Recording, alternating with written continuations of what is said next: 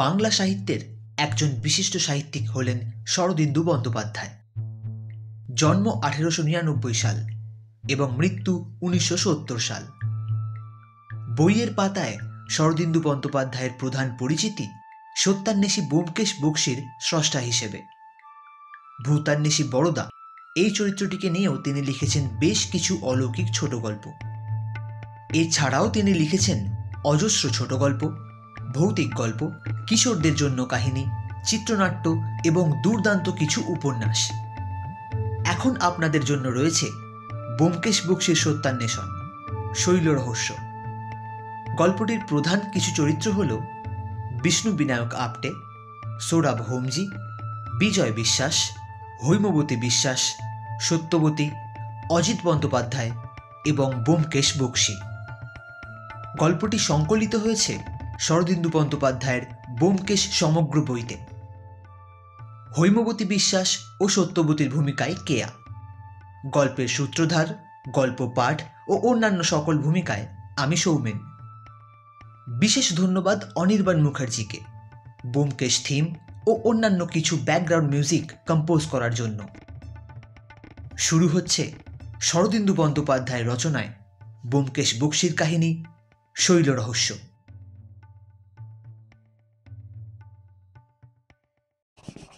Sahyadri hotel, Mahabaleshwar, পুনা, 3রা জানুয়ারি।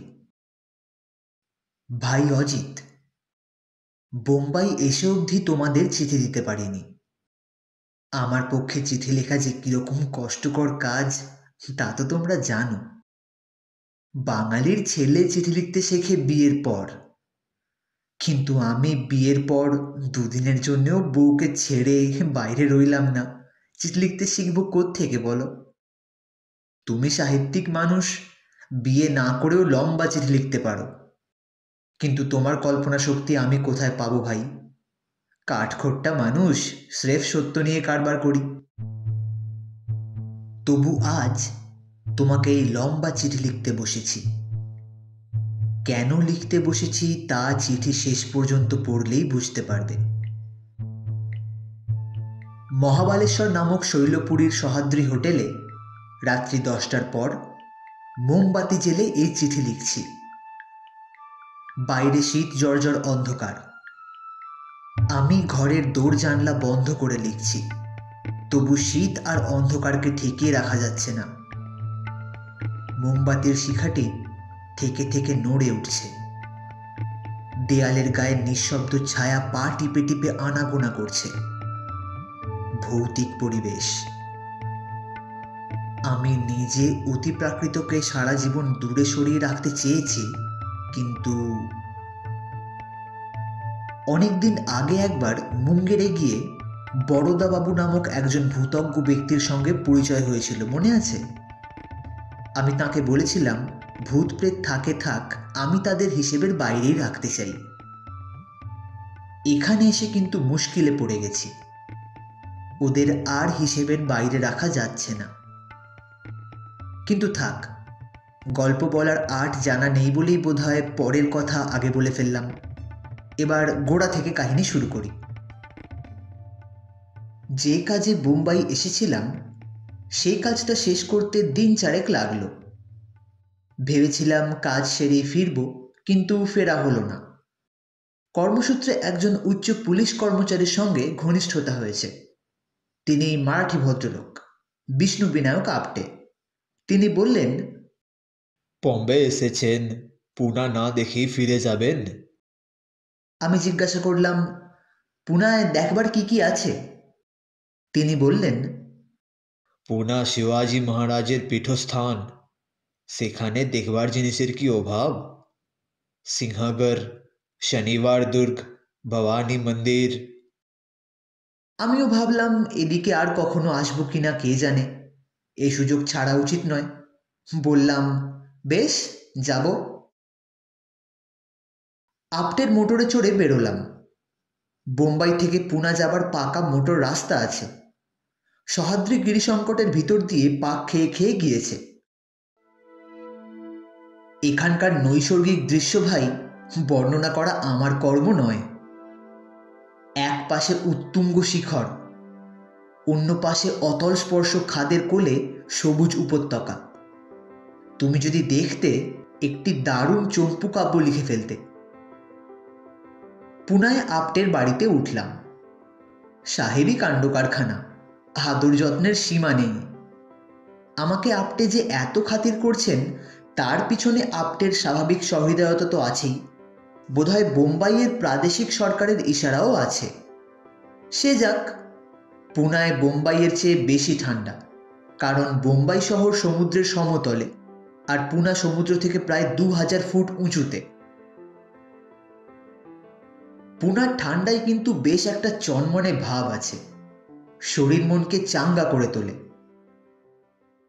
পুনায় 3 দিন থেকে দর্শনীয় যা যা কিছু আছে সব দেখলাম। তারপর আপ্টে বললেন, পুনায় এসে মহাবালেশ্বর না দেখেই চলে যাবেন? আমি বললাম, মহাবালেশ্বর? সে কাকে বলে? আপ্টে হেসে বললেন, মহাবালেশ্বর একটা জায়গার নাম, বম্বে প্রদেশের সেরা হিল স্টেশন। আপনাদের যেমন দার্জিলিং, আমাদের তেমনি মহাবালেশ্বর। पुणे থেকে আরও 2000 फुट। गर्मी के समय में सब जाते हैं महाबालेश्वर। কিন্তু শীতকালে তো যায় না, এখন ঠান্ডা কেমন? একেবারে হোম ওয়েদার, চলুন না, মজা পাবেন। অতএব মহাবালেশ্বরে এসেছি এবং বেশ মজা টের পাচ্ছি। পুনা থেকে মহাবালেশ্বর 72 মাইল, মোটরে আসতে হয়। আমরা পুনা থেকে বেরুলাম দুপুরবেলা খাওয়া দাওয়ার পর। মহাবালেশ্বরে এসে পৌঁছলাম আন্দাজ 4টের সময়। পৌঁছে দেখি শহর শূন্য, 2-4 জন স্থায়ী বাসিন্দা ছাড়া সবাই পালিয়েছে। সত্যি হোম ওয়েদার, দিনের বেলায় হিহি কম্প, রাত্রে হিহি কম্প। ভাগ্যিস আপ্টে আমার জন্য একটা মোটা ওভারকোট এনেছিলেন, নইলে শীত ভাঙত না। মহাবালেশ্বর শহরের বর্ণনা দেব না, মনে করে নাও দার্জিলিংয়ের ছোট ভাই।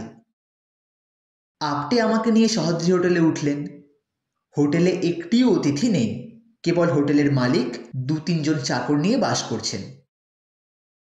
হোটেলের মালিক জাতে পারসি, নাম সোরাব হোমজি, আপ্টের পুরনো বন্ধু। বয়স্ক লোক, মোটাসোটা, টকটকে রং, বিষয়বুদ্ধিও নিশ্চয়ই আছে, তা না হলে হোটেল চালানো যায় না, কিন্তু ভারী অমায়িক প্রকৃতি। আপ্টে আমার সঙ্গে পরিচয় করিয়ে দিলেন। তিনি তীক্ষ্ণ দৃষ্টিতে আমার দিকে একবার তাকিয়ে খুব সমাদর করে নিজের বসবার ঘরে নিয়ে গেলেন।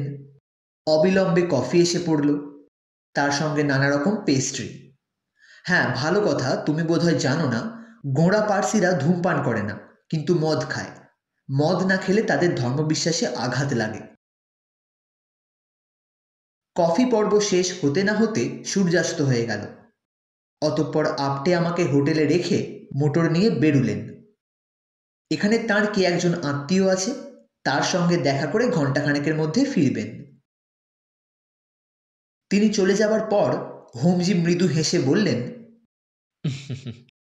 আপনি তো বাঙালি, শুনে আশ্চর্য হবেন, মাস দেড়েক আগে পর্যন্ত এই হোটেলের মালিক একজন বাঙালি ছিলেন। আশ্চর্যই হলাম। বললাম, বলেন কি, বাঙালি এত দূরে এসে হোটেল খুলে বসেছিল? হোমজি বললেন, হ্যাঁ, তবে একলা নয়, তাঁর একজন গুজরাতি অংশীদারও ছিল। এই সময় একটা চাকর এসে অবদ্ধ ভাষায় তাঁকে কি বলল। তিনি আমাকে জিজ্ঞাসা করলেন, আচ্ছা, আপনি কি স্নান করবেন? যদি করেন, গরম জল তৈরি আছে। আমি বললাম, রক্ষে করুন, এই শীতে স্নান? একেবারে বোম্বাই গিয়ে স্নান করব। চাকর চলে গেল। তখন আমি হোমজিকে প্রশ্ন করলাম, আচ্ছা, আপনি তো বোম্বের লোক, তাহলে এই শীতে এখানে রয়েছেন কেন? এখানে তো কাজকর্ম এখন কিছু নেই।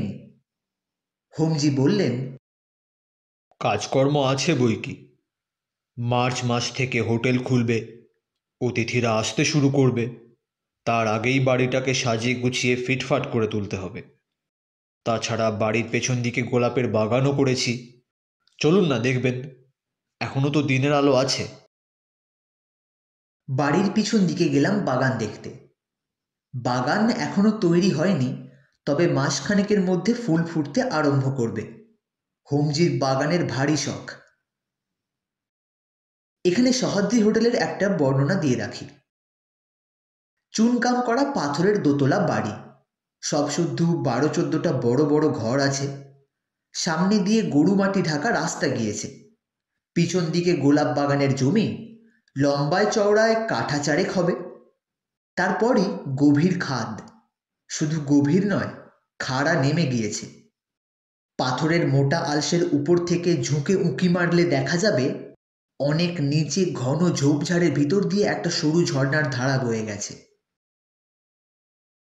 আমরা বাগান দেখে ফিরছি এমন সময় খাদের নিচে থেকে একটা গভীর আওয়াজ উঠে এলো।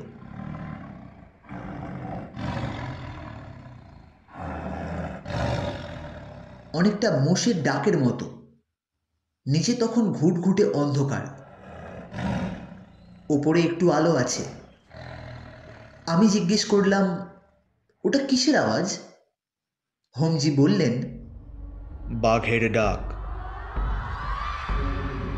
আসুন, ভিতরে যাওয়া যাক।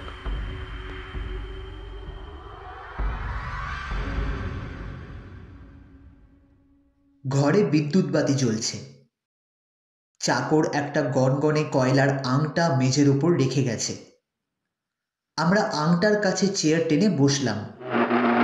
ঠান্ডা আঙুলগুলোকে আগুনের দিকে ছড়িয়ে দিয়ে বললাম, এদিকে তাহলে বাঘ আছে? হোমজি বললেন, আছে। তাছাড়া চিতা আছে, হায়না আছে, নেকড়ে আছে। যে বাঘটার ডাক আজকে শুনলেন, সেটা মানুষের রক্তের স্বাদ পেয়েছে কিনা, তাই এ তল্লাট ছেড়ে যেতে পারছে না। মানুষ খেকো বাঘ? কত মানুষ খেয়েছে? আমি একটার কথাই জানি, ভারী লোমহর্ষণ কাণ্ড। শুনবেন? এই সময় আপটে ফিরে এলেন। লোমহর্ষণ কাণ্ড চাপা পড়ে গেল। আপটে বললেন তার আত্মীয় ছাড়ছেন না, আজ রাত্রে তাঁকে সেখানেই ভোজন ও শয়ন করতে হবে। কিছুক্ষণ গল্প সল্প করে তিনি উঠলেন, আমাকে বললেন, কাল সকাল 9টার মধ্যেই আমি আসব। আপনি ব্রেকফাস্ট খেয়ে রেডি হয়ে থাকবেন, দুজনে বেরোবো। এখানে দেখবার অনেক জায়গা আছে। Bombay point, Arthur's seat, Pratapgad দুর্গ, অনেক কিছু। চললাম। আপটে চলে গেলেন। আমরা আরো খানিকক্ষণ বসে এটা সেটা গল্প করলাম। এখানে এখন শাকসবজি, দুধ, ডিম, মুরগি খুব সস্তা, আবার গরমের সময় দাম চড়বে। কথায় কথায় হোমজি বললেন, আপনার ভূতের ভয় নেই তো? আমি হেসে উঠলাম, না না। তিনি বললেন, না, কারুর কারুর থাকে। একলা ঘরে ঘুমোতে পারে না। তাহলে আপনার শোবার ব্যবস্থা যদি দোতলায় করি, আপনার নিশ্চয়ই কোনো অসুবিধা হবে না। বললাম, বিন্দু মাত্র না। আপনি কোথায় শোন? তিনি বললেন, আমি নিচেই শুই, আমার বসবার ঘরের পাশে শোবার ঘর। আপনাকে ওপর দিচ্ছি কারণ এখন সব ঘরের বিছানাপত্তর তুলে গুদামে রাখা হয়েছে। অতিথি তো নেই, কেবল দোতলার একটা ঘর সাজানো আছে। তাতে হোটেলের ভূতপূর্ব মালিক সস্ত্রীক থাকতেন। ঘরটা যেমন ছিল তেমনই আছে। বললাম, বেশ তো, সেই ঘরেই শোবো। হোমজি চাকরকে ডেকে হুকুম দিলেন। চাকর চলে গেল। তারপর 8টা বাজলে আমরা খেতে বসলাম। এরই মধ্যে মনে হলো যেন কত রাত হয়ে গেছে। চারদিক নিশুতি। বাড়িতে যদি ডাকাত পড়ে, মা বলতেও নেই, বাপ বলতেও নেই। গল্প শোনার এই উপযুক্ত সময়। বললাম, আপনার লোমহর্ষণ কাণ্ড কই, বললেন না তো? হোমজি বললেন, হ্যাঁ হ্যাঁ, ভারী রোমাঞ্চকর ব্যাপার, বুঝলেন? এই বাড়িতেই ঘটেছিল আগেকার দুই মালিকের মধ্যে। বলি শুনুন। হোমজি বলতে আরম্ভ করলেন। খাওয়া এবং গল্প একসঙ্গে চলতে লাগলো। হোমজি বেশ রসিয়ে রসিয়ে গল্প বলতে পারেন। তাড়াহুড়ো নেই। তার মাতৃভাষা অবশ্য গুজরাটি, কিন্তু ইংরেজিতেই বরাবর কথাবার্তা চলছিল। গল্পটাও ইংরেজিতেই বললেন। আমি তোমার জন্য বাংলায় সংক্ষিপ্ত অনুবাদ করে দিলাম।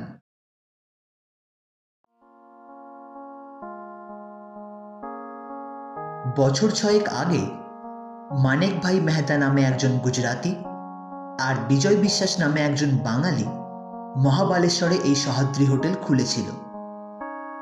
দুজনে সমান অংশীদার। মেহতার টাকা আর বিজয় বিশ্বাসের মেহনত, এই নিয়ে হোটেল আরম্ভ হয়। মানেক মেহতার অনেক কাজ কারবার। সে মহাবালেশ্বরে থাকতো না, তবে মাঝে মাঝে আসতো। বিজয় বিশ্বাসী হোটেলের সর্বেসর্বা ছিলেন, কিন্তু আসলে হোটেলের দেখাশোনা করতেন বিজয় বিশ্বাসের স্ত্রী হৈমবতী। বিজয় বিশ্বাস কেবল ঘরে বসে সিগারেট টানতেন আর হিসেব নিকেশ করতেন। মানেক ভাই মেহতা লোকটা ছিল প্রচণ্ড পাজি। অবশ্য তখন তার সম্বন্ধে কেউ কিছু জানতো না, কারণ তাকে ভালো করে কেউ চোখেও দেখেনি। পরে সব জানা গেল। তার বউ ছিল 3টে, একটা গোয়ায়, একটা বোম্বেতে আর একটা আমেদাবাদে। এই 3 জায়গাতেই বেশিরভাগ সময় সে থাকত। যত রকম বেআইনি দুষ্কার্য হয় সব রকম করাই ছিল তার পেশা। বোম্বাই প্রদেশে মদ্যপান নিষিদ্ধ। লোকটি বুটলেগিং করত, বিদেশ থেকে লুকিয়ে সোনা আমদানি করত। অনেকবার তার মাল বাজেয়াপ্ত হয়েছে, কিন্তু লোকটাকে কেউ ধরতে পারেনি। বিজয় বিশ্বাসের সঙ্গে মানেক ভাই মেহতার জোটপাট কি করে হলো তা ঠিক করে বলা যায় না। বিজয় বিশ্বাস লোকটি ওরকম ছিলেন না। যতদূর জানা যায়, বিজয় বিশ্বাস আগে থেকেই হোটেল চালানোর কাজ জানতেন। হয়তো পুনায় কিংবা বোম্বাইয়ে কিংবা আমেদাবাদে ছোটখাটো হোটেল চালাতেন। তারপর তিনি মানেক মেহতার নজরে পড়ে যান না। মানেক মেহতা যে ধরনের ব্যবসা করে তাতে কখনো অগাধ টাকা, কখনো ভাঁড়ে মা ভবানী। সে বোধহয় মতলব করেছিল হোটেল কিনে কিছু টাকা আলাদা করে রাখবে, যাতে সংকটকালে হাতে একটা রেস্তো থাকে। বিজয় বিশ্বাস তার প্রকৃত চরিত্র জানতেন না, সহজ মনেই তার অংশীদার হয়েছিলেন। বিজয় বিশ্বাস আর তাঁর স্ত্রীর ম্যানেজমেন্টে সহ্যাদ্রি হোটেল অল্পকালের মধ্যেই বেশ জাঁকিয়ে উঠল। মহাবালেশ্বরে হোটেলের মরশুম হচ্ছে 2.5 মাস, টেনে টুনে 3 মাস। কিন্তু এই কয় মাসের মধ্যেই হোটেলের আয় হয় 40 থেকে 50 হাজার টাকা। খরচ খরচা বাদ দিয়ে 20-25 হাজার টাকা লাভ থাকে। মানেক মেহতা মরশুমের শেষে এসে কখনো নিজের ভাগের টাকা নিয়ে যেত, কখনো বা ব্যাংকেই জমা থাকত। সোরাব হোমজি প্রতি বছরই গরমের সময় মহাবালেশ্বরে আসতেন এবং সহ্যাদ্রি হোটেলে উঠতেন। হোটেলটি তাঁর খুব পছন্দ। মনে মনে ইচ্ছে ছিল এই রকম একটি হোটেল পেলে নিজে চালাবেন। তিনি পয়সাদার লোক, জীবিকার জন্য কাজ করবার দরকার নেই, কিন্তু ব্যবসা করার প্রবৃত্তি পার্সিদের মজ্জাগত। গত বছর মে মাসে হোমজি যথারীতি এসেছেন। পুরনো খদ্দের হিসেবে হোটেলে তাঁর খুব খাতির। স্বয়ং হৈমবতী তাঁর সুখ স্বাচ্ছন্দ্যের তত্ত্বাবধান করতেন। হোমজি ও হৈমবতীর নিপুণ গৃহস্থালির জন্য তাঁকে খুব সম্মান করতেন। একদিন হৈমবতী বিমর্ষভাবে হোমজিকে বললেন, শেঠজি, আসছে বছর আপনি যখন আসবেন তখন আমাদের আর দেখতে পাবেন না। হোমজি আশ্চর্য হয়ে উঠে বললেন, সে কি, দেখতে পাবো না কেন? হৈমবতী বললেন, হোটেল বিক্রি করার কথা হচ্ছে। যিনি আমাদের পার্টনার তিনি হোটেল রাখবেন না, আমরাও চলে যাব। আমার স্বামীর এত ঠান্ডা সহ্য হচ্ছে না, আমরা দেশে ফিরে যাব। সেদিন সন্ধ্যাবেলা হোমজি অফিস ঘরে গিয়ে বিজয় বিশ্বাসের সঙ্গে দেখা করলেন। বললেন, আপনারা নাকি হোটেল বিক্রি করছেন? বিজয় বিশ্বাসের বয়স আন্দাজ 45, স্ত্রীর চেয়ে অনেক বড়। একটু কাহিল গোছের চেহারা, আপাদমস্তক গরম জামা কাপড় পরে গলায় গলাবন্ধ জড়িয়ে সিগারেট টানছিলেন। হোমজিকে খাতির করে বসালেন। বললেন, হ্যাঁ শেঠজি, আপনি কিনবেন? হোমজি বললেন, ভালো দর পেলে নিতে পারি। আপনার পার্টনার কোথায়? বিশ্বাস বললেন, আমার পার্টনার এখন বিদেশে আছেন, তাই আমাকে আমমোক্তারনামা দিয়েছেন। এই দেখুন। তিনি দেরাজ থেকে পাওয়ার অফ অ্যাটর্নি বার করে দেখালেন। তারপর দর কষাকষি আরম্ভ হলো। বিজয় বিশ্বাস হাঁকলেন 1.5 লাখ, হোমজি বললেন 50,000, শেষ পর্যন্ত 84,000-এর অফা হলো। কিন্তু স্থাবর সম্পত্তি কেনা তো 2-4 দিনের কথা নয়। দলিল দস্তাবেজ তদারক করা, উকিল অ্যাটর্নির সঙ্গে পরামর্শ করা, রেজিস্ট্রি অফিসে খোঁজ খবর নেওয়া, এইসব করতে কয়েক মাস কেটে গেল। নভেম্বর মাসের মাঝামাঝি হোমজি আর বিজয় বিশ্বাস পুনায় গেলেন। রেজিস্ট্রারের সামনে হোমজি নগদ টাকা দিয়ে রেজিস্ট্রি করালেন। কথা হলো 1 ডিসেম্বর উনি হোটেলের দখল নেবেন। তারপর হোমজি বোম্বাই গেলেন। বিজয় বিশ্বাস মহাবালেশ্বরে ফিরে এলেন। হোটেলে তখন অতিথি নেই। একটা চাকরানি ছাড়া চাকর বাকরও বিদেয় হয়েছে। তাই এরপর যেসব ঘটনা ঘটেছিল তা কেবল হৈমবতীর জবানবন্দি থেকেই জানা যায়। মানিক মেহতা নিশ্চয়ই নিজে আড়ালে থাকবার মতলব করেই বিজয় বিশ্বাসকে মোক্তারনামা দিয়েছিল। যেদিন কবালা রেজিস্ট্রি হলো তার পরদিন রাত্রি 9টার সময় সে সহ্যাদ্রি হোটেলে এসে হাজির। পরে পুলিশের তদন্ত থেকে জানা গিয়েছিল যে মানিক মেহতা মহাবালেশ্বরের বাইরে 2 মাইল দূরে মোটর রেখে পায়ে হেঁটে মহাবালেশ্বরে ঢুকেছিল। সে যখন পৌঁছল তখন বিজয় বিশ্বাস আর হৈমবতী রাত্রির খাওয়া দাওয়া সেরে অফিস ঘরে বসে নিজেদের ভবিষ্যৎ সম্বন্ধে জল্পনা কল্পনা করছিলেন। চাকরানিটা শুতে গিয়েছিল। তখন বেশ শীত পড়ে গেছে। মানিক মেহতার গায়ে মোটা ওভারকোট, মাথায় পশমের মাঙ্কি ক্যাপ। তার ব্যবহার বরাবরই খুব মিষ্টি। সে এসে বলল, হৈমাবেন, আজ রাত্রে আমি এখানে থাকবো আর খাবো। সামান্য কিছু হলেই চলবে। হৈমবতী খাবারের ব্যবস্থা করতে রান্নাঘরে চলে গেলেন। চাকরানিকে আর ডাকলেন না। মানিক মেহতা আর বিজয় বিশ্বাস কাজকর্মের কথা শুরু করলেন। অফিস ঘরে একটা মজবুত লোহার সিন্দুক ছিল। হোটেল বিক্রির টাকা এবং ব্যাংকের জমা টাকা সব এই সিন্দুকে রাখা হয়েছিল। বিজয় বিশ্বাস জানতেন 2-1 দিনের মধ্যেই মেহতা টাকা নিতে আসবে। হৈমবতী রান্নাঘরে গিয়ে স্টোভ জেলে ভাজাভুজি তৈরি করতে লাগলেন। কিন্তু তার কান পড়ে রইল এই অফিস ঘরের দিকে। রান্নাঘর অফিস ঘর থেকে বেশি দূর নয়, তার উপর নিস্তব্ধ রাত্রি। কিছুক্ষণ পরে তিনি শুনতে পেলেন ওরা দুজন অফিস ঘর থেকে বেরিয়ে কথা বলতে বলতে হোটেলের পিছন দিকে জমিতে চলে গেলেন। হৈমবতীর একটু আশ্চর্য লাগলো, কারণ তার স্বামী শীতকাতুরে মানুষ। এত শীতে খোলা হাওয়ায় যাওয়া তাঁর স্বভাব বিরুদ্ধ। কিন্তু হৈমবতীর মনে কোনো আশঙ্কাই ছিল না। তিনি রান্নাঘর থেকে বেরুলেন না, যেমন রান্না করছিলেন করতে লাগলেন। তারপর হোটেলের পিছন দিক থেকে একটা চাপা চিৎকারের শব্দ শুনতে পেয়ে একেবারে কাঠ হয়ে গেলেন হৈমবতী। তাঁর স্বামীর গলায় চিৎকার। ক্ষণকাল স্তম্ভিত অবস্থায় থেকে তিনি ছুটে গেলেন হোটেলের পিছন দিকে। পিছনের জমিতে যাবার জন্য একটা দরজা আছে। হৈমবতী দরজার কাছে গিয়ে পৌঁছেছেন এমন সময় মানিক মেহতা ওদিক থেকে ঝড়ের মতো এসে ঢুকল। হৈমবতীকে সজোরে এক পাশে সরিয়ে দিয়ে সদরের দিকে চলে গেল। কি হলো কি হলো? বলে হৈমবতী পিছনের জমিতে ছুটে গেলেন। সেখানে কেউ নেই।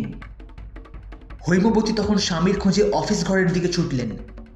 সেখানে দেখলেন লোহার সিন্দুকের কবাট খোলা রয়েছে।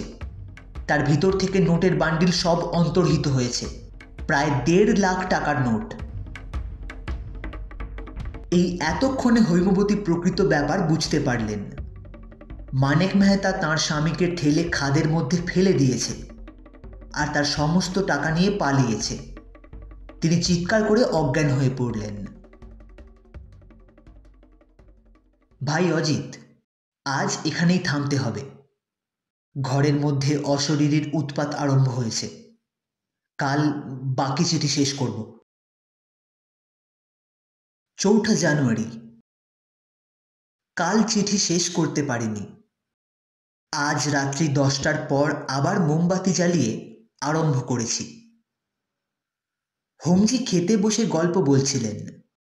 গল্প শেষ হবার আগেই খাওয়া শেষ হলো। আমরা বসবার ঘরে উঠে গেলাম। চাকর কফি দিয়ে গেল। হোমজি আবার বলতে শুরু করলেন। আমি আজ আরও সংক্ষেপে তার পুনরাবৃত্তি করছি। হৈমবতীর যখন জ্ঞান হলো তখন 10টা বেজে গেছে। ইলেকট্রিক বাতি নিভে গিয়ে চারদিক অন্ধকার।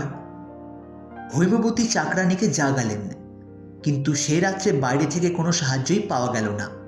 পুলিশ এলো পরদিন সকালে। পুলিশের অনুসন্ধানে জানা গেল হৈমবতীর অনুমান ঠিক। হোটেলের পিছনে খাদের ধারে মানুষের ধস্তাধস্তির চিহ্ন রয়েছে। 2-4 দিন অনুসন্ধান চালাবার পর আরও অনেক খবর বেরুলো। মানেক মেহতা ডুব মেরেছে। সে পাকিস্তান থেকে 3 লক্ষ টাকার সোনা আমদানি করেছিল। কাস্টমসে ধরা পড়ে গেছে। মানেক মেহতা ধরা না পড়লেও একেবারে নিঃস্ব হয়ে পড়েছিল, তাই অংশীদারকে খুন করে সে প্রায় 1.5 লাখ টাকা হাতিয়েছে। এদিকে খাদের তলা থেকে বিজয় বিশ্বাসের লাশ উদ্ধার করা দরকার, কিন্তু এমন দুর্গম সেই খাদ যে সেখানে পৌঁছানো অবধি কষ্টকর ব্যাপার। উপরন্তু সম্প্রতি একজোড়া বাঘ এসে খাদের মধ্যে আড্ডা গেড়েছে। গভীর রাত্রে তাদের ডাক শোনা যায়। যা হোক, কয়েকজন পাহাড়িকে নিয়ে 3 দিন পরে পুলিশ খাদে নেমে দেখল বিজয় বিশ্বাসের দেহের বিশেষ কিছু অবশিষ্ট নেই। কয়েকটা হাড়গোড়, রক্তমাখা কাপড় জামা, গলাবন্ধ ইত্যাদি নিয়ে তারা ফিরে এলো। পুলিশের মনে আর কোনো সংশয় রইল না। মানেক মেহতার নামে গ্রেফতারি পরোয়ানা ও হুলিয়া জারি করা হলো। ক্রমে 1 ডিসেম্বর এসে পড়ল। নিঃস্ব বিধবার অবস্থা বুঝতেই পারছ, কিন্তু হোমজি দয়ালু মানুষ। তিনি হৈমবতীকে কিছু টাকা দিলেন। হৈমবতী চোখের জল মুছতে মুছতে মহাবালেশ্বর থেকে চিরবিদায় নিলেন। তারপর মাসখানেক কেটে গেছে। পুলিশ এখনো মানেক মেহতার কোনো সন্ধান পায়নি। বাঘ আর বাঘিনী কিন্তু খাদের তলায় এখনো ঘুরে বেড়াচ্ছে। মানুষের রক্তের স্বাদ তারা পেয়েছে, এই স্থান ছেড়ে যেতে পারছে না। হোমজির গল্প শুনে মনটা একটু খারাপ হলো। বাঙালির সন্তান সুদূর বিদেশে এসে কিছু অর্থ সঞ্চয় করছিলেন, তা কপালে সইল না। হৈমবতীর অবস্থা আরও শোচনীয়। মানিক মেহতাকে পুলিশ ধরতে পারবে কিনা কে জানে। ভারতবর্ষের বিশাল জনসমুদ্র থেকে একটি পুঁটি মাছকে ধরা সহজ নয়। এই সব ভাবছি, এমন সময় ইলেকট্রিক বাতি নিভে গেল। বললাম, এ কি? হোমজি বললেন, 10টা বেজেছে। এখানে রাত্রি 10টার সময় ইলেকট্রিক বন্ধ হয়ে যায়, আবার শেষ রাত্রে কিছুক্ষণের জন্য জ্বলে। চলুন, আপনাকে আপনার শোবার ঘরে পৌঁছে দিই। হোমজির একটা লম্বা গদার মতো ইলেকট্রিক টর্চ আছে। সেটা হাতে নিয়ে তিনি আমাকে পথ দেখিয়ে নিয়ে চললেন। দোতলায় 1 সারি ঘর, সামনে টানা বারান্দা। সব ঘরের দরজায় তালা ঝুলছে, কেবল কোণের একটা ঘরের দরজা খোলা। চাকর ঘরে মোমবাতি জেলে রেখে গেছে। ও হ্যাঁ, ভালো কথা, এদেশে মোমবাতিকে এরা বলে মেমবাতি। ভারী কবিত্বপূর্ণ নাম না? বেশ বড় ঘর, সামনে বারান্দা, পাশে ব্যালকনি। ঘরের দুপাশে 2টো খাট রয়েছে। একটাতে বিছানা পাতা, অন্যটা উলঙ্গ পড়ে আছে। ঘরের মাঝখানে একটা বড় টেবিল আর 2টো চেয়ার। দেয়ালের গায়ে ঠেকানো ওয়ার্ডরোব। টেবিলের উপর একটা অ্যালার্ম টাইম পিস। 1 বান্ডিল মেমবাতি মানে মোমবাতি, দেশলাই আর থার্মোফ্লাস্কে গরম কফি। রাত্রে যদি তেষ্টা পায় খাবো। এটা বলতেই হবে যে হোমজি অতিথি সৎকারের কোনো ত্রুটি রাখেননি। তিনি বললেন, এই ঘরে বিজয় বিশ্বাস তার স্ত্রীকে নিয়ে থাকতেন। হৈমবতী চলে যাবার পর ঘরটা যেমন ছিল তেমনই আছে। আপনার কোনো অসুবিধা হবে না তো? আমি বললাম, অসুবিধা আর কিসের, খুব আরামে থাকবো। আপনি যান, এবার গিয়ে শুয়ে পড়ুন। এখানে বোধহয় সকাল সকাল ঘুমিয়ে পড়াই রেওয়াজ। হোমজি হেসে বললেন, শীতকালে তাই বটে, কিন্তু সকাল 8টা-9টার আগে কেউ বিছানা ছাড়ে না।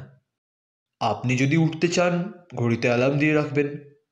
এই টর্চটা রাখুন, রাত্রে যদি দরকার হয়। ধন্যবাদ। হোমজি নেমে গেলেন। আমি দরজা বন্ধ করে দিলাম। মোমবাতির আলোয় ঘরটা আবছায়া দেখাচ্ছে। আমি টর্চটা জ্বালিয়ে ঘরময় একবার ঘুরে বেড়ালাম। আমার সুটকেস চাকর ওয়ার্ড্রোবের পাশে রেখে গেছে। ওয়ার্ড্রোব খুলে দেখলাম সেটা খালি। এসেন্স, কর্পূর, ন্যাপথলিন মেশা একটা গন্ধ নাকে এলো। হৈমবতী এই ওয়ার্ড্রোবেই নিজের কাপড় চোপড় রাখতেন। ঘরের পিছন দিকে একটা সরু দরজা রয়েছে। খুলে দেখলাম গোসলখানা, আবার বন্ধ করে দিলাম। তারপর চেয়ারে এসে বসে সিগারেট ধরালাম।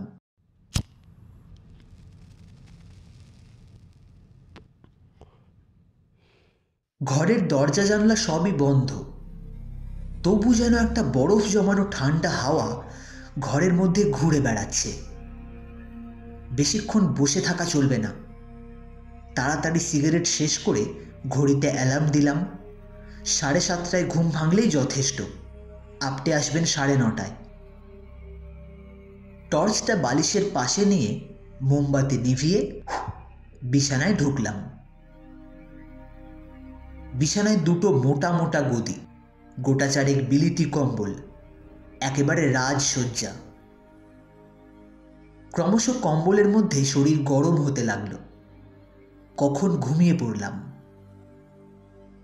এখানে আশ্চর্য এই যে প্রথম রাত্রে ঘুমোবার আগে পর্যন্ত অতিপ্রাকৃত কোনো ইশারা ইঙ্গিতও পাইনি। ঘুম ভাঙল ঝনঝন অ্যালার্মের শব্দে।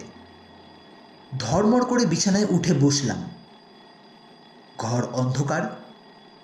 কোথায় আছি মনে করতে কয়েক সেকেন্ড কেটে গেল। তারপর মনে পড়ল, কিন্তু এত শিগগির 7:30টা বেজে গেল। কই জানলার শার্সি দিয়ে তো দিনের আলো দেখা যাচ্ছে না। টর্চ জেলে ঘড়ির উপর ফেললাম। চোখে ঘুমের জড়তা রয়েছে, মনে হলো ঘড়িতে 2টো বেজেছে। কিন্তু অ্যালার্ম ঝনঝন শব্দে বেজে চলেছে। এ কী রকম হলো? আমি কম্বল ছেড়ে নামলাম। টেবিলের কাছে গিয়ে ঘড়ির উপর আলো ফেলে দেখলাম সত্যি 2টো। তবে অ্যালার্ম বাজলো কি করে? অ্যালার্মের কাঁটা ঘোরাতে কি ভুল করেছিলাম? ঘড়িটা হাতে তুলে নিতেই বাজনা থেমে গেল। দেখলাম অ্যালার্মের কাঁটা ঠিকই আছে 7:30টার উপর। হয়তো ঘড়িটাতে কোনো গলদ আছে, অসময়ে অ্যালার্ম বাজে। আমি ঘড়ি রেখে আবার বিছানায় ঢুকলাম। অনেকক্ষণ ঘুম এলো না। তারপর আবার কখন ঘুমিয়ে পড়েছিলাম। এই হলো প্রথম রাত্রির ঘটনা। পরদিন সকালে ব্রেকফাস্ট খেতে বসে হোমজিকে জিজ্ঞেস করলাম, আচ্ছা, আপনার টাইম পিসে কি অসময়েই অ্যালার্ম বাজে? তিনি ভুরু তুলে বললেন, কই না, কেন বলুন তো? তাকে সব ঘটনা বললাম। তিনি সব শুনে উদ্বিগ্ন মুখে একটু চুপ করে বসে রইলেন। তারপর বললেন, হয়তো সম্প্রতি খারাপ হয়েছে। আমার অন্য একটা অ্যালার্ম ঘড়ি আছে, সেটা আজ রাত্রে আপনাকে দেব। আমি আপত্তি করতে যাচ্ছিলাম, এমন সময় চাকর একটা চিঠি এনে আমার হাতে দিল। আপটের চিঠি। তিনি লিখেছেন, কাল রাত্রে হঠাৎ পা পিছলে গিয়ে তার পায়ের গোছ মচকে গেছে, নড়ার ক্ষমতা নেই। আমি যদি দয়া করে আসি। চিঠি হোমজিকে দেখালাম। তিনি মুখে চুকচুক শব্দ করে বললেন, চলুন দেখে আসি। কত দূর? মাইল 2 হবে, বাজারের মধ্যে। এখানে মহারাষ্ট্র ব্যাংকের একটা ব্রাঞ্চ আছে। আপনার আত্মীয় তার ম্যানেজার, ব্যাংকের উপরতলায় থাকেন। আমরা ব্রেকফাস্ট সেরে নিয়ে বেরোলাম। হোমজির একটা ছোটোখাটো স্ট্যান্ডার্ড মোটর আছে, তাতেই চড়ে গেলাম। ব্যাংকের বাড়িটা দোতলা। বাড়ির পাশ থেকে খোলা সিঁড়ি ওপরে উঠেছে। আমরা ওপরে উঠে গেলাম। আপটে বালিশের ওপর ব্যান্ডেজ বাঁধা পা তুলে দিয়ে খাটে শুয়ে আছেন। আমাদের দেখে দুহাত বাড়িয়ে বললেন, আরে কি কাণ্ড বলুন দেখি! কোথায় আপনাকে নিয়ে ঘুরে বেড়াবো তা নয় একেবারে শয্যাশায়ী। আমরা খাটের পাশে চেয়ারে বসলাম। বললাম, কি হয়েছিল? আপটে বললেন, রাত্রে ঘুম ভেঙে শুনলাম দরজায় কে খুটখুট করে টোকা মারছে। বিছানা ছেড়ে উঠলাম, কিন্তু দৌড় খুলে দেখি না, কই নেই। আবার দৌড় বন্ধ করে ফিরছি, এমন সময় পা মুছড়ে পড়ে গেলাম। বাঁ পাটা স্প্রেন হয়ে গেল। আর কোথাও লাগেনি তো?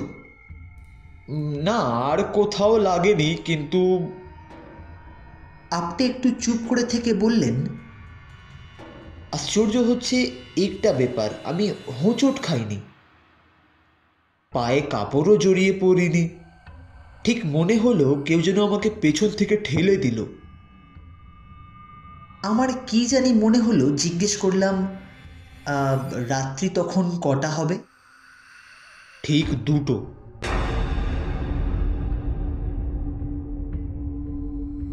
এ বিষয়ে আর কোনো কথা হলো না। গৃহস্বামী এসে পড়লেন। ব্যাংকের ম্যানেজার হলেও অনন্তরাও দেশপাণ্ডে বেশ ফুর্তিবাজ লোক।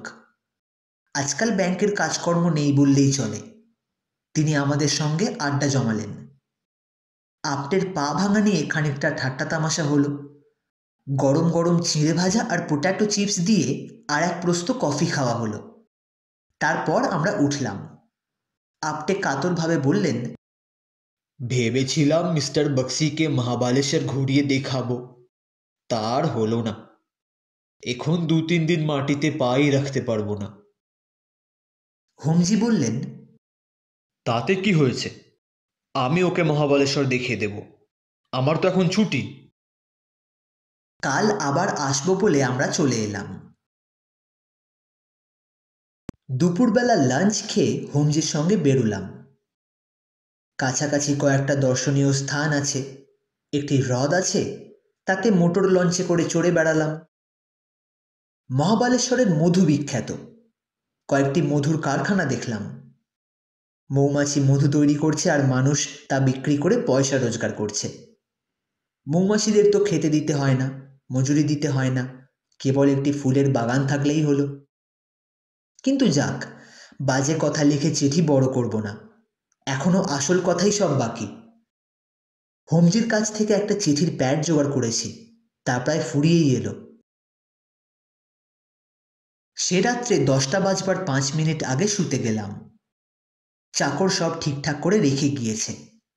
দেখলাম পুরনো ঘড়ির বদলে একটা নতুন অ্যালার্ম ঘড়ি রেখে গেছে। আমি এতে আর দম দিলাম না। অ্যালার্মের চাবিটা এঁটে বন্ধ করে দিলাম। অ্যালার্মের দরকার নেই, যখন ঘুম ভাঙবে তখন উঠব। আলো নেভার আগেই শুয়ে পড়লাম। এতক্ষণ লক্ষ্য করিনি, শুয়ে শুয়ে দেখছি একটা চামচিকে ঘরে ঢুকেছে। দরজা জানলা সব বন্ধ, তাই পালাতে পারছে না। নিঃশব্দ পাখায় ঘরের একোণ থেকে ও কোণে উড়ে বেড়াচ্ছে। দরজা খুলে তাকে তাড়ানো যায় কিনা ভাবছি, এমন সময় ইলেকট্রিক বাতি নিভে গেল। আর উপায় নেই। জন্তুটা সারা রাত পালাবার রাস্তা খুঁজে উড়ে বেড়াবে, হয়তো ক্লান্ত হয়ে ঘরের কোণে পড়ে থাকবে। অন্ধকারে শুয়ে শুয়ে ভাবছি, ঘুম আসছে না। কাল রাত্রি 2টোর সময় আমার ঘরে অকারণে অ্যালার্ম ঘড়ি বাজল, আর ঠিক সেই সময় 2 মাইল দূরে আপটের পা মচকাল। দুটো ঘটনার মধ্যে নৈসর্গিক সম্পর্ক কিছুই নেই। সমাপতন ছাড়া আর কি হতে পারে? অথচ আপটের পা যদি না মচকাতো, তিনি আজ এই ঘরেই অন্য খাটে শুতেন। চামচিকেটা কি এখনো উড়ে বেড়াচ্ছে? আমার গায়ে এসে পড়বে না তো? পরে পড়ুক, ইতর প্রাণীকে আমার ভয় নেই। সত্যবতী আরশোলা আর ইঁদুরকে ভয় করে, খোকা ভয় করে টিকটিকিকে। ঘুমিয়ে পড়েছিলাম। কানের কাছে কড়কড় শব্দে কারা না কারা বেজে উঠল। কম্বলের মধ্যে থেকে লাফিয়ে উঠলাম। নতুন ঘড়ির অ্যালার্ম বাজছে। এর আওয়াজ আরো উগ্র। কিন্তু অ্যালার্ম বাজার তো কথা নয়। আমি দম দিইনি, চাবি বন্ধ করে দিয়েছি। তাহলে টর্চ জেলে বিছানা থেকে উঠলাম। ঘড়িতে 2টো বেজেছে। অ্যালার্মের চাবি যেমন বন্ধ ছিল তেমনি বন্ধ, তবু বাজনা বেজে চলেছে। ঘড়ি হাতে তুলে নিতেই বাজনা থেমে গেল। যেমন ঘড়ি তেমনি ঘড়ি, অত্যন্ত সহজ এবং স্বাভাবিক। অজিত, তুমি জানো আমি রহস্য ভালোবাসি না। রহস্য দেখলেই আমার মন তাকে ভেঙে চুরে তার অন্তর্নিহিত সত্যটি আবিষ্কার করতে লেগে যায়। কিন্তু এ কি রকম রহস্য? অলৌকিক ঘটনার প্রতি আমার বুদ্ধি স্বভাবতই বিমুখ। যা প্রমাণ করা যায় না তা বিশ্বাস করতে আমার বিবেকে বাধে। কিন্তু এ কি রকম হচ্ছে? চক্ষু কর্ণ দিয়ে যাকে প্রত্যক্ষ করছি তার সঙ্গে ঐহিক কিছুরই কোনো সংস্রব নেই। অমূলক কারণহীন ঘটনা চোখের সামনে ঘটে যাচ্ছে। এর মূল পর্যন্ত অনুসন্ধান করে দেখতে হবে। মোমবাতি জ্বালালাম। তোমাকে আগে লিখেছি যে ঘরে 2টো চেয়ার আছে। তার মধ্যে একটা সাধারণ খাড়া চেয়ার, অন্যটা দোলনা চেয়ার। আমি গায়ে কম্বল জড়িয়ে নিয়ে দোলনা চেয়ারে বসলাম। সিগারেট ধরিয়ে মৃদু মৃদু দোল খেতে লাগলাম। দোলের দিকে মুখ করে বসেছি। ডান পাশে টেবিল, বাঁ পাশে দেওয়ালে লাগানো ওয়ার্ড্রোব, পিছনে আমার খাট। আমি সিগারেট টানতে টানতে দুলছি আর ভাবছি। চামচিকেটা কোথায় ছিল জানি না, বাতি জ্বলতে দেখে উড়তে আরম্ভ করেছে আবার। আমার মাথা ঘিরে চক্কর দিচ্ছে। পাখার শব্দ নেই, কেবল এক টুকরো জমাট অন্ধকার শূন্যে ঘুরপাক খাচ্ছে। সিগারেট শেষ করে চোখ বুজে আছি। ভাবছি কি হতে পারে। 2টো ঘড়িতেই বেতালা অ্যালার্ম বাজে। তবে কি হোমজি আমার সঙ্গে প্র্যাকটিক্যাল যোগ করছেন? আমি কাল ভূতের কথায় হেসেছিলাম, তাই তিনি কি আমাকে ভয় দেখাচ্ছেন? কিন্তু তা যদি হয়, তাহলে ঘড়িটার যন্ত্রপাতি খুলে পরীক্ষা করলেই তো ধরা পড়ে যাবে। কিন্তু হোমজিও তো বয়স্থ ব্যক্তি, এমন বাঁদুরে রসিকতা করবেন না। কতক্ষণ চোখ বুজে বসে দোল খাচ্ছিলাম তা বলতে পারি না। মিনিট 15-র বেশি নয়। চোখ খুলে চমকে গেলাম। দোলনা চেয়ারটা দুলতে দুলতে ঘুরে গেছে। আমি দরজার দিকে মুখ করে বসেছিলাম, এখন ওয়ার্ড্রোবের দিকে মুখ করে বসে আছি।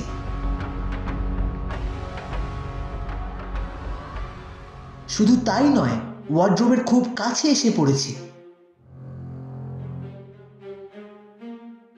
এরকমভাবে চেয়ার ঘুরে যাওয়ার একটা স্বাভাবিক ব্যাখ্যা তাও থাকতে পারে। কিন্তু রাত 2টোর সময় একলা ঘরে এরকম ব্যাপার ঘটলে স্নায়ুমণ্ডলে বেশ ধাক্কা লাগে। আমারও লেগেছিল। তার উপর ঘড়িটা আবার পিছন দিক থেকে ঝনঝন শব্দে বেজে উঠল। আমি লাফিয়ে উঠে ঘড়িটা বন্ধ করতে গেলাম। মোমবাতি নিভে গেল। বোঝো ব্যাপার। আমার স্নায়ু যদি দুর্বল হতো তাহলে যে কি করতাম বলা যায় না। কিন্তু আমি দেহটাকে শক্ত করে স্নায়ুর উৎকণ্ঠা দমন করলাম। আমার গায়ের কম্বলের বাতাস লেগেই হয়তো মোমবাতি নিভেছে। আমি আবার মোমবাতি জ্বাললাম। ঘড়িটা হাতে নিতেই তার বাজনা আবার থেমে গেল। কিন্তু ঘড়িকে আর বিশ্বাস নেই। আমি সেটাকে হাতে নিয়ে ওয়ার্ড্রোবের কাছে গেলাম। ওয়ার্ড্রোবে আমার কাপড় চোপড় রেখেছি, তার মধ্যে ঘড়িটা চাপা দিয়ে রাখবো। তারপর ঘড়ি যত বাজে বাজুক।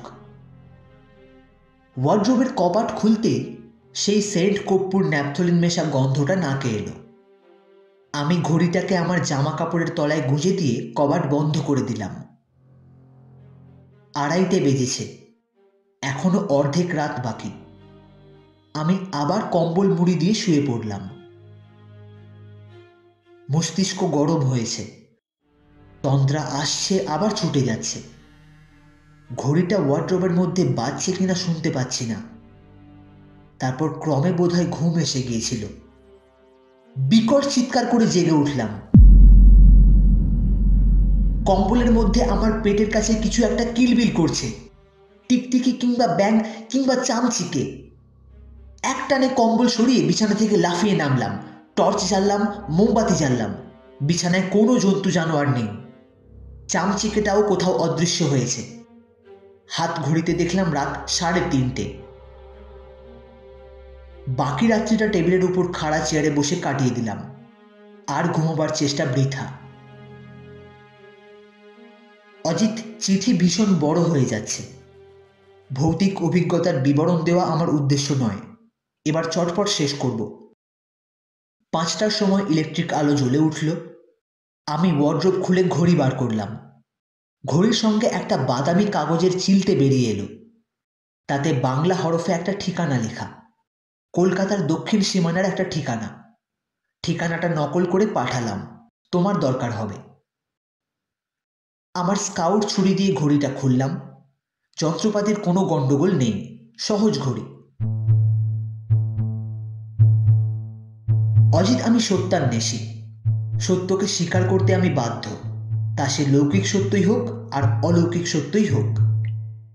কায়াহীনকে সম্বোধন করে বললাম, তুমি কি চাও? কোনো উত্তর এলো না। আমি টেবিলের উপর হাত রেখে বসেছিলাম। বললাম, তুমি কি চাও আমি তোমার মৃত্যুর তদন্ত করি? এবার টেবিল তো নড়লই।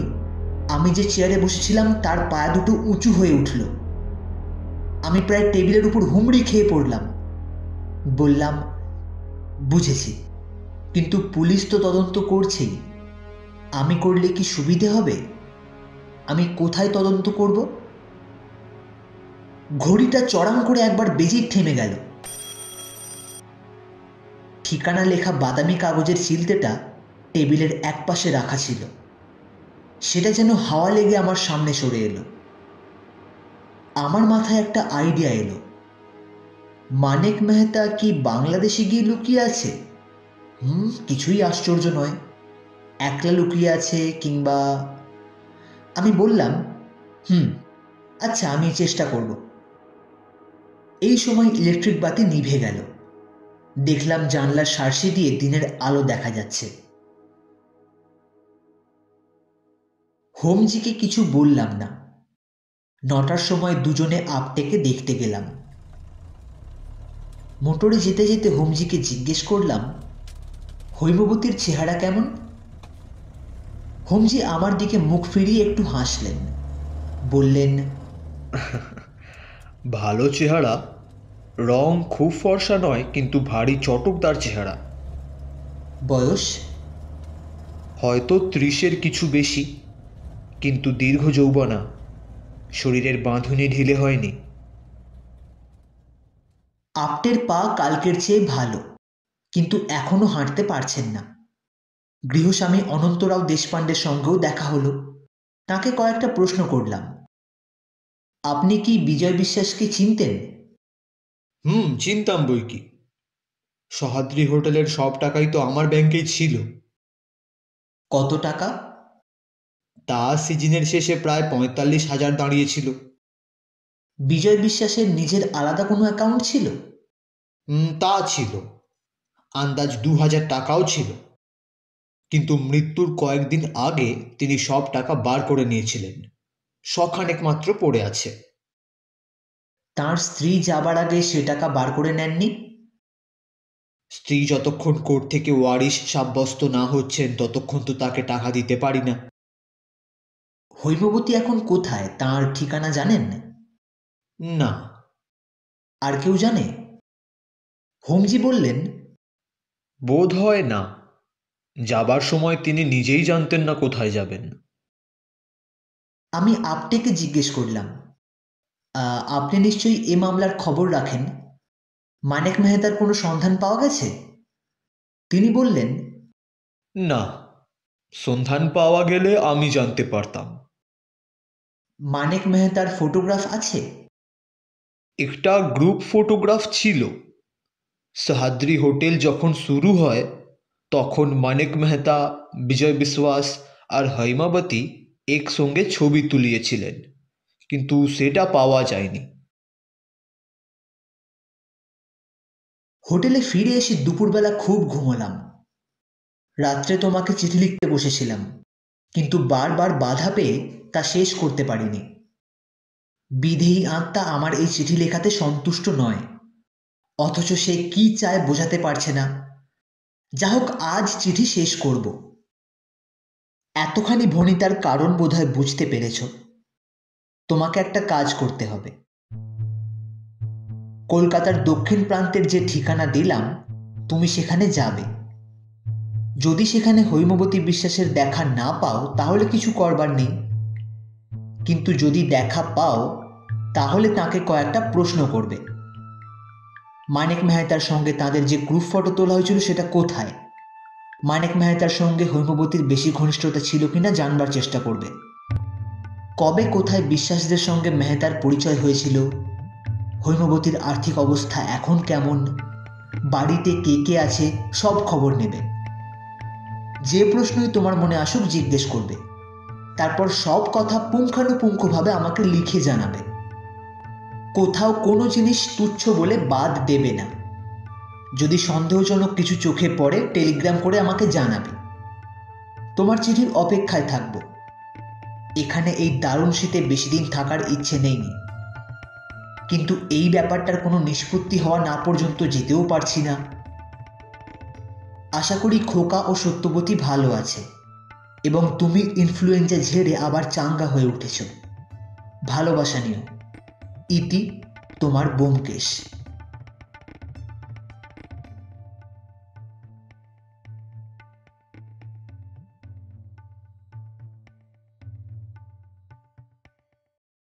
কলিকাতা, 8ই জানুয়ারি।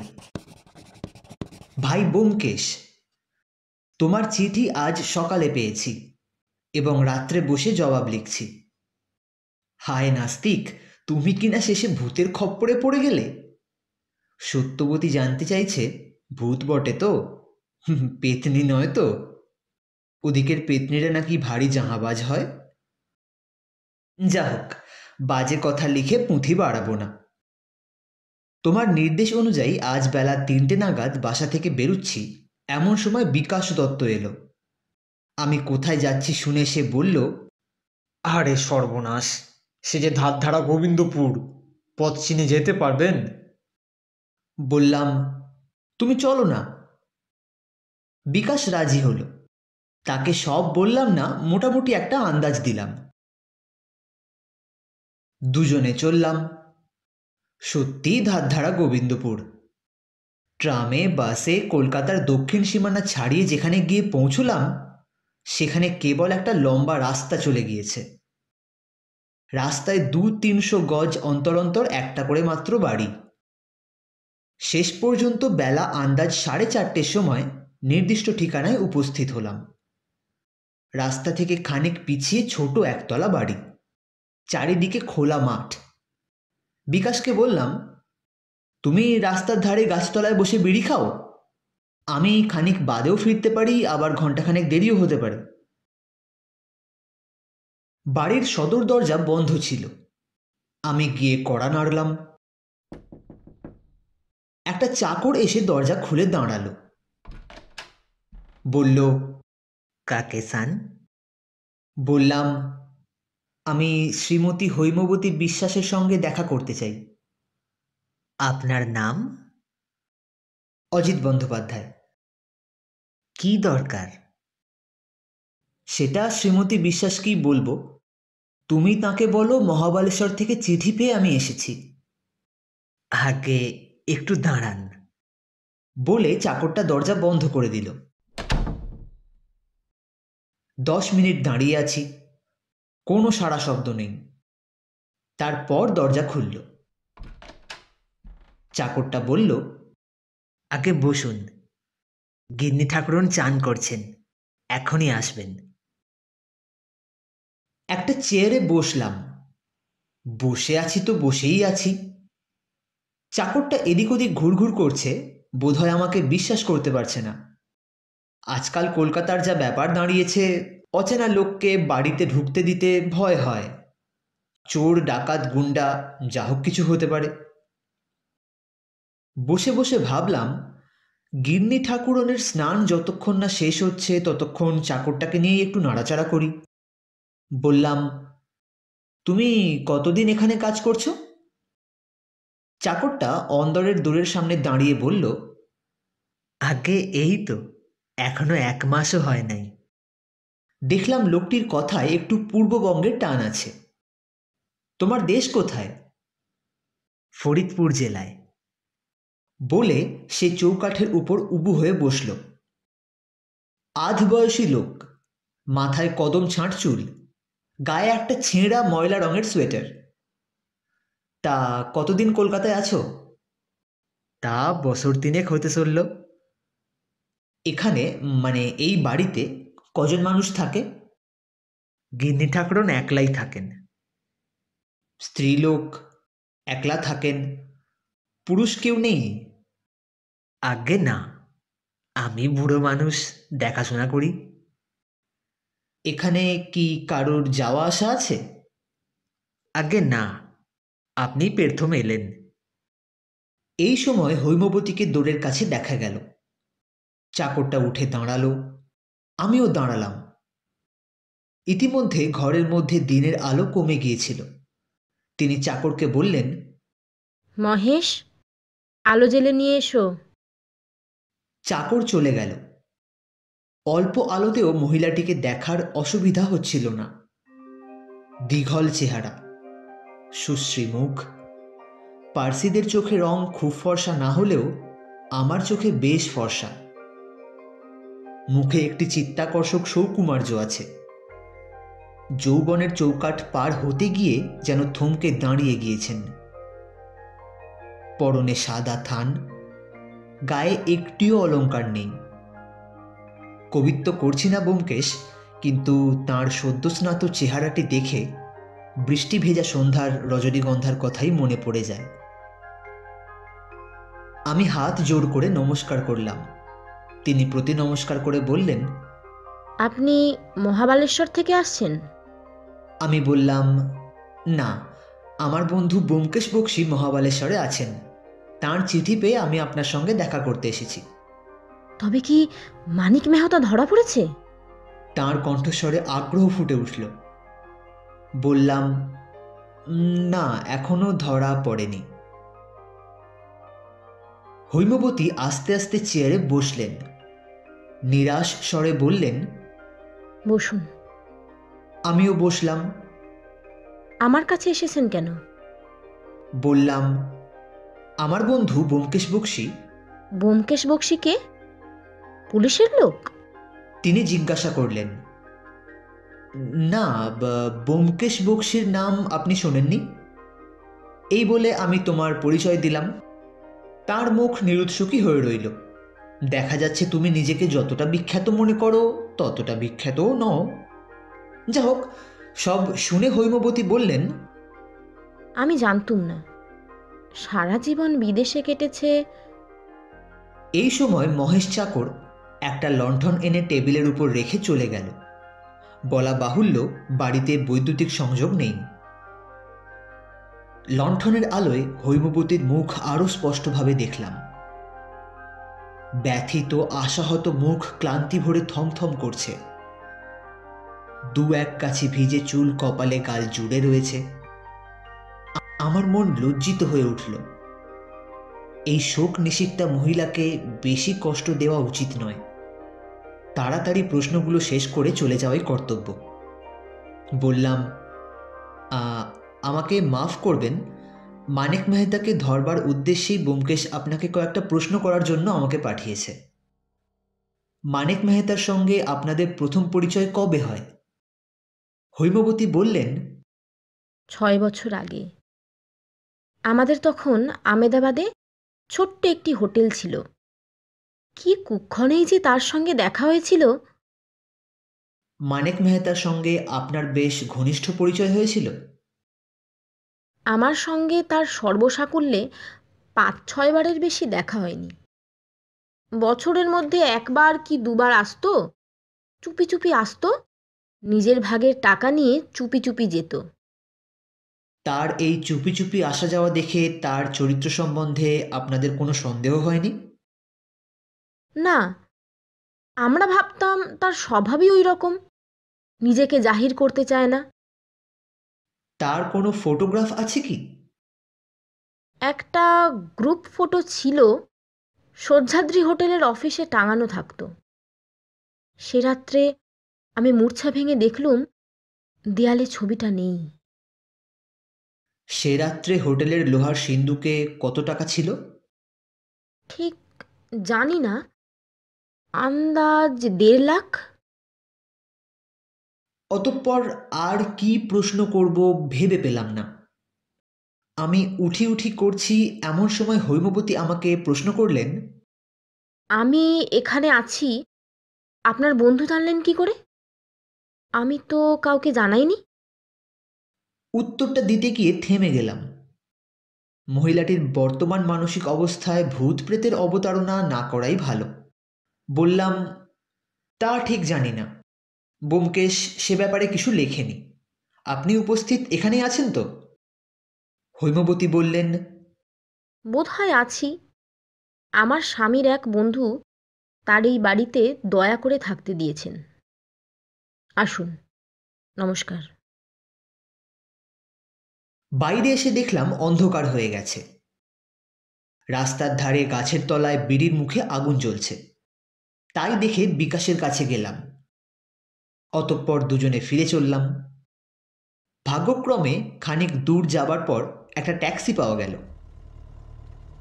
ট্যাক্সিতে যেতে যেতে বিকাশ বলল, কাজ হলো? এই কথা আমিও ভাবছিলাম। হৈমবতীর সঙ্গে দেখা হয়েছে বটে, তাকে প্রশ্নও করেছি, কিন্তু কাজ হলো কি? মানিক মেহতা এখন কোথায় তার কিছুমাত্র ইঙ্গিত পাওয়া গেল না। বললাম, কতকটা হলো।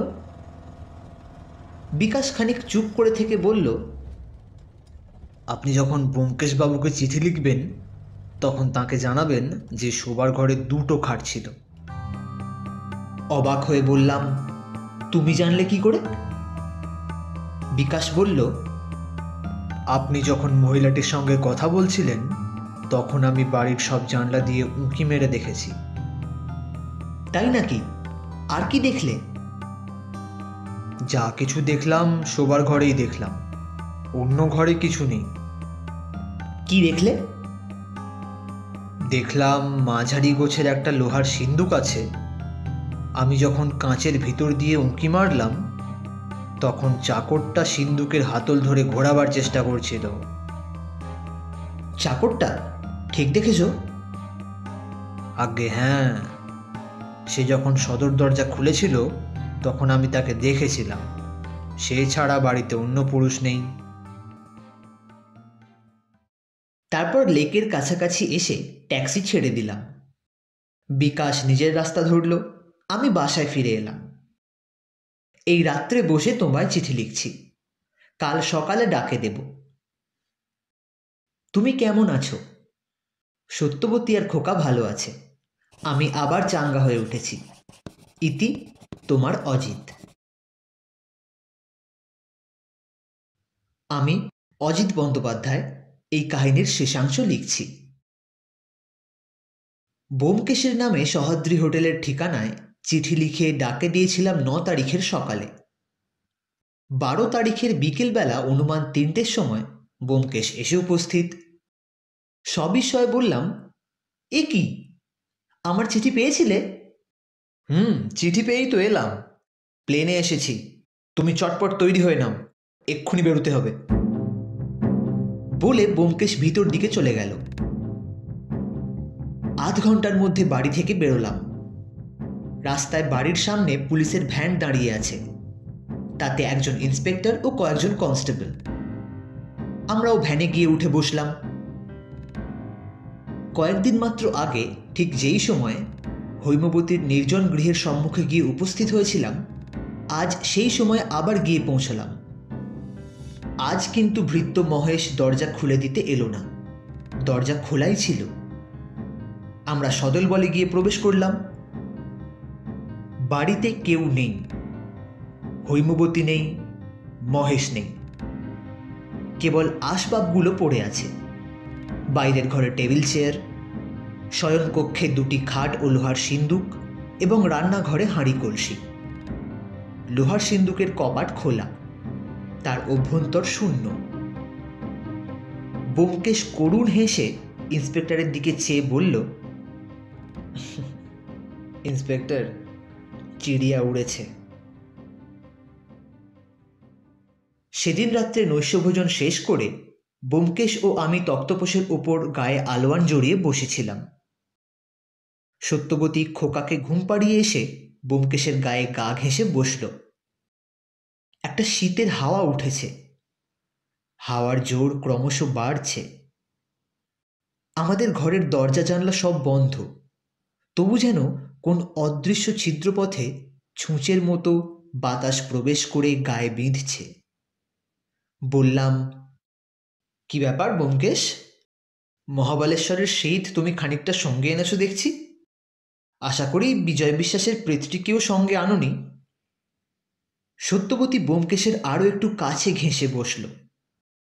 ব্যোমকেশ আমার দিকে একটা সকৌতুক দৃষ্টি দিয়ে বলল, প্রেত সম্বন্ধে তোমার ভুল ধারণা এখনো যায়নি। বললাম, দেখো ভাই, প্রেত সম্বন্ধে আমার ভুল ধারণা থাকা বিচিত্র নয়, কারণ প্রেতের সঙ্গে আমি কখনো রাত্রিবাস করিনি। আচ্ছা ব্যোমকেশ, সত্যি কি তুমি ভূত বিশ্বাস করো? যা প্রত্যক্ষ করেছি তা বিশ্বাস না করার কোনো প্রশ্নই ওঠে না। তুমি ব্যোমকেশ বক্সীর অস্তিত্বে বিশ্বাস করো? ব্যোমকেশ বক্সীর অস্তিত্বে বিশ্বাস করি, কারণ আমি তাকে চোখের সামনে দেখতে পাচ্ছি। কিন্তু ভূত তো চোখে দেখিনি, বিশ্বাস করি কি করে বলো? আমি তোমাকে বিশ্বাস করতে বলছি না, কিন্তু যদি আমি বিশ্বাস করি তুমি আপত্তি করবে কেন? কিছুক্ষণ নীরবে ধূমপান করলাম। আচ্ছা আচ্ছা, ওসব কথা যাক। বিশ্বাসে মিলায় কৃষ্ণ, তর্কে বহুদূর। কিন্তু তোমার ভূতের এত চেষ্টা সত্ত্বেও কার্যসিদ্ধি হলো না। কে বলে কার্যসিদ্ধি হয়নি? ভূত চেয়েছিল একটা মস্ত বড় ধোঁকার টাঁটি ভেঙে দিতে, তা সে দিয়েছে। তার মানে কি এখনো কিছুই বোঝনি? না না, তা কেন বুঝবো না। প্রথমে অবশ্য আমি হৈমবতীর চরিত্র ভুল বুঝেছিলাম, কিন্তু এখন বুঝছি যে হৈমবতী আর মানিক মেহতা মিলে বিজয় বিশ্বাসকে খুন করেছিল। হৈমবতী একটি সাংঘাতিক মেয়ে মানুষ। হৈমবতীর চরিত্র ঠিকই বুঝেছ, কিন্তু ভূতকে এখনো চেননি।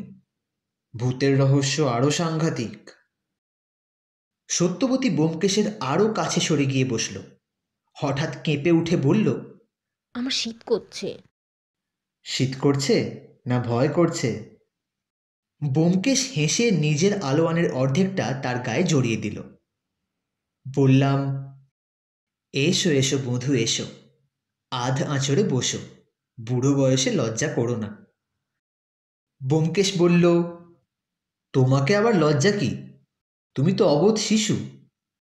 সত্যবতী আবার সায় দিয়ে বলল, নয়তো কি, যার বিয়ে হয়নি সে তো দুধের ছেলে। আচ্ছা আচ্ছা ঠিক আছে, এখন ভূতের কথা হোক। আমি কিছুই বুঝিনি, তা তুমিই তো সব খোলসা করে বললেই হয় ভাই। ব্যোমকেশ বলল, আগে তোমাকে দুটো প্রশ্ন করি। মানিক মেহতা বিজয় বিশ্বাসকে খুন করবার জন্য খাদের ধারে নিয়ে গেল কেন? বিজয় বিশ্বাসই বা গেল কেন? চিন্তা করে বললাম, জানি না। দ্বিতীয় প্রশ্ন, বিজয় বিশ্বাসের নামে ব্যাংকে 2000 টাকা ছিল। হোটেল বিক্রি হওয়ার আগেই সেই টাকা বার করে নিয়েছিল কেন?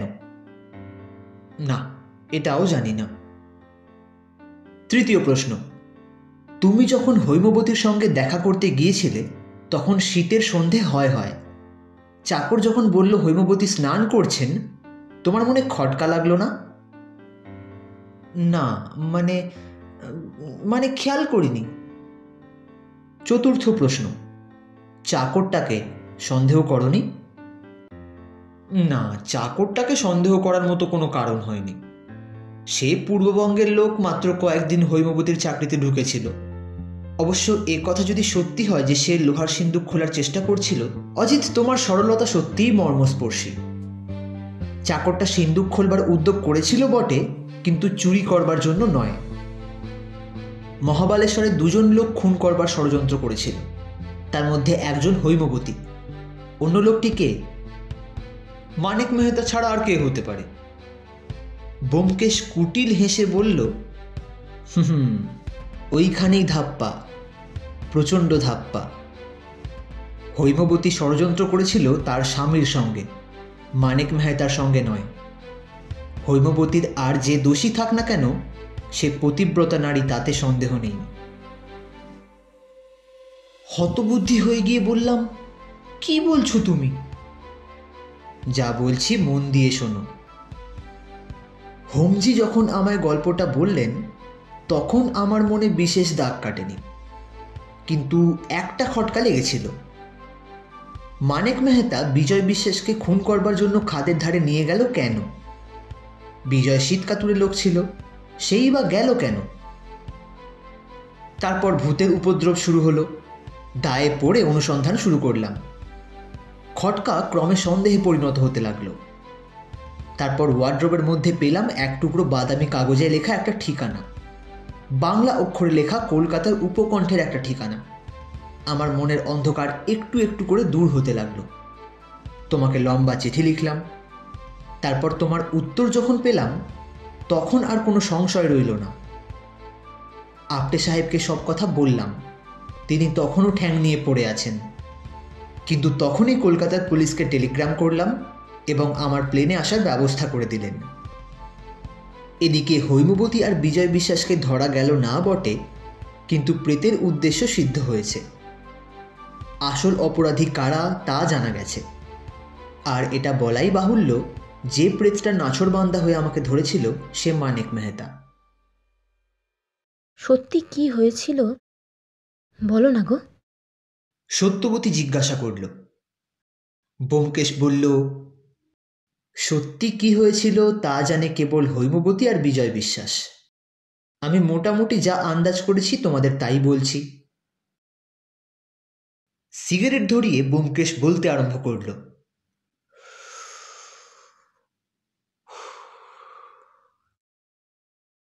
মানিক মেহতা ছিল নাম কাটা বদমাস, আর বিজয় বিশ্বাস ভিজে বেড়াল। একদা কি করিয়া মিলন হলো দোহে। দুজনে মিলে হোটেল খুলল। মেহতার টাকা, বিশ্বাসদের মেহনত। স্ত্রী পুরুষে হোটেল চালাচ্ছে, হোটেল বেশ জাঁকিয়ে উঠল। প্রতি বছর 30-40 হাজার টাকা লাভ হয়। মেহতা মাঝে মাঝে এসে নিজের ভাগের টাকা নিয়ে যায়। বিজয় বিশ্বাস নিজের ভাগের টাকা মহাবালেশ্বরের ব্যাংকে বেশি রাখে না, বোধহয় স্ত্রীর নামে অন্য কোথাও রাখে। হয়তো কলকাতারই কোনো ব্যাংকে হৈমবতীর নামে 50-60 হাজার টাকা জমা করা আছে, যেটা ওরা দুজন ছাড়া আর কেউ সন্ধান জানে না। তো এইভাবে বেশ চলছিল। গত বছর মানিক মেহতা পড়ে গেল বিপদে। তার বেআইনি সোনার চালান ধরা পড়ে গেল। তাকে পুলিশ জড়াতে পারল না বটে, কিন্তু অত সোনা মার যাওয়ায় সে একেবারে সর্বশান্ত হয়ে পড়েছিল। তখন তার একমাত্র মূলধন হোটেল। মানিক মেহতা ঠিক করলো হোটেল বিক্রি করবে। তার নগদ টাকা চাই। এখন প্রশ্ন হচ্ছে, হোটেল বিক্রির টাকা কে পাবে? একলা মানিক মেহতাই পাবে, না বিজয় বিশ্বাসেরও বখরা আছে? ওদের পার্টনারশিপের দলিল আমি দেখিনি। অনুমান করা যেতে পারে যে মানিক মেহতাই যখন হোটেল কেনার টাকা দিয়েছিল, তখন হোটেল বিক্রির টাকাটাও পুরোপুরি তারই প্রাপ্য। এবং আমার বিশ্বাস এটাই যে মানিক মেহতাই সব টাকাটা দাবি করেছিল। হৈমবতী আর বিজয় বিশ্বাস ঠিক করলো টাকা ওরাই নেবে। ওদের দুজনের পূর্ব ইতিহাস কিছু জানা যায় না, কিন্তু ওদের প্রকৃতি যে স্বভাবতই অপরাধপ্রবণ তাতে আর সন্দেহ নেই। দুজনে মিলে পরামর্শ করল। মানিক মেহতা এমনিতেই পুলিশের চোখে নজর লাগা দাগি লোক, তার ঘাড়ে অপরাধের ভার চাপিয়ে দেওয়া সহজ হবে। স্বামী স্ত্রী মিলে নিপুণভাবে প্ল্যান গড়ে তুলল। কলকাতার উপকণ্ঠে তখন কিভাবে ওরা বাসা ঠিক করেছিল আমি তা জানি না। হয়তো কলকাতার কোনো পরিচিত লোকের মারফত বাসা ঠিক করেছিল। হৈমবতী এই নতুন বাসার ঠিকানা কাগজে লিখে ওয়ার্ডরোবের ভাঁজে গুঁজে রেখেছিল, পাছে ঠিকানা ভুলে যায়। পরে অবশ্য ঠিকানা তাদের মুখস্থ হয়ে গিয়েছিল, আর তাই যাবার সময় বাদামি কাগজের টুকরোটা ওয়ার্ডরোবেই ফেলে যায়। কাঠের ওয়ার্ডরোবে বাদামি কাগজের টুকরোটা বোধহয় চোখে পড়েনি। ওই একটি মারাত্মক ভুল হৈমবতী করেছিল। যা হোক, নির্দিষ্ট রাত্রে মানিক মেহতা চুপি চুপি এসে হাজির। হোটেলে একটিও অতিথি নেই। চাকরানিটিকেও হৈমবতী নিশ্চয়ই ঘুমের ওষুধ খাইয়েছিল। হোটেলে ছিল কেবল হৈমবতী আর বিজয় বিশ্বাস। মানিক মেহতাকে ওরা হোটেলের অফিস ঘরেই খুন করেছিল, এবং এমনভাবে খুন করেছিল যাতে রক্তপাত না হয়। তারপর ছদ্মবেশ ধারণের পালা। বিজয় বিশ্বাস মানিক মেহতার গা থেকে জামা কাপড় খুলে নিয়ে পড়ল, নিজের জামা কাপড় ও গলাবন্ধ মানিক মেহতাকে পরিয়ে দিল। তারপর দুজনের লাশ নিয়ে গিয়ে খাদের মধ্যে ফেলে দিল। কিছুদিন থেকে এক ব্যাঘ্র দম্পতি এই খাদে বাসা নিয়েছিল, সুতরাং লাশের যে কিছুই থাকবে না তা বিশ্বাস দম্পতি জানত। ব্যাঘ্র দম্পতির কথা বিবেচনা করেই তারা তাদের প্ল্যান করেছিল।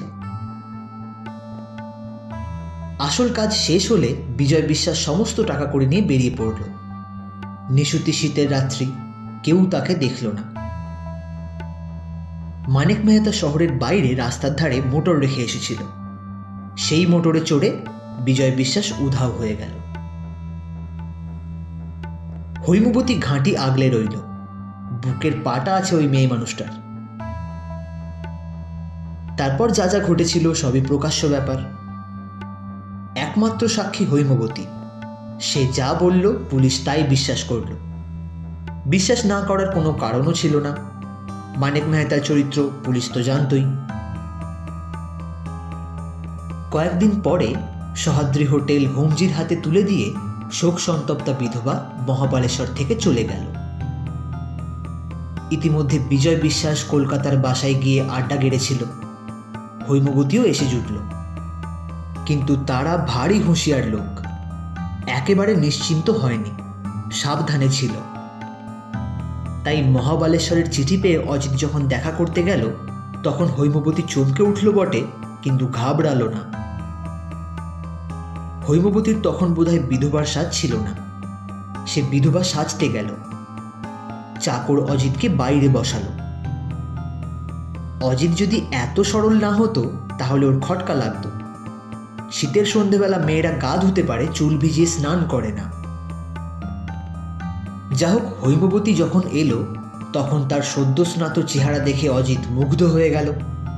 সে হৈমবতীকে আমার নাম বলল। হৈমবতীর ব্যাপার বুঝতে তিলার্ধ দেরি হলো না। অজিত আমার নামটা যতখানি অখ্যাত মনে করে, ততখানি অখ্যাত নাম আমার নয়। অজিতের কল্যাণেই নামটা সকলের জানা হয়ে গিয়েছে। কিন্তু সে যাক, বিকাশ ওদিকে জানলা দিয়ে শোবার ঘরে দুটো খাট আর লোহার সিন্দুক দেখে নিয়েছিল। অজিতের চিঠিতে ওটাই ছিল সবচেয়ে জরুরি কথা। চিঠি পড়ে কিছুই আর জানতে বাকি রইল না।